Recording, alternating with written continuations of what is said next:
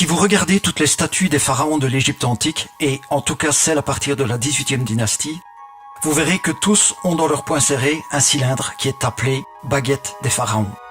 Nous savons aujourd'hui ce que c'est et à quoi ça servait.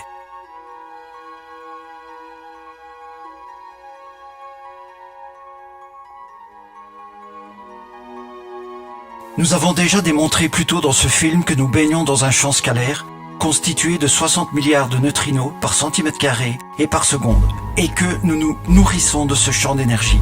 Ce champ est appelé champ d'ondes scalaire. Ces bâtons servaient à capter, canaliser et amplifier ce champ.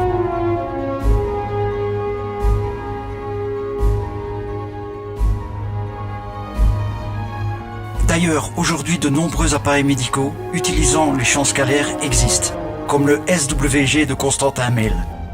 Grâce à de récentes découvertes, en fait des bâtons de pharaon qui ont été retrouvés pratiquement intacts, on sait exactement ce qu'il y avait à l'intérieur. Grâce à ce dispositif, les pharaons et les hauts dignitaires se rechargeaient en énergie.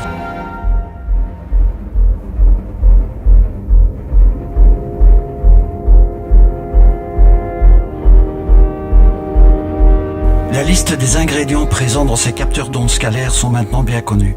Parmi ceux-ci, nous avons du zinc, du plomb, du cuivre, du jaspe, lui-même constitué de radiolaire calcédonieux. Nous avons aussi des particules de ferrite aimantées, du graphite, de la malachite, de la cornalite, de l'étain, de l'ambre et de l'axtone, qui est une variante de la jade. Enfin, un dispositif diélectrique permettait de faire vibrer ces ingrédients à une fréquence précise. Il est très facile de créer ses propres bâtons, une fois tous ces ingrédients obtenus, car nous en avons les plans. Voyons maintenant quels étaient les faits de ces bâtons.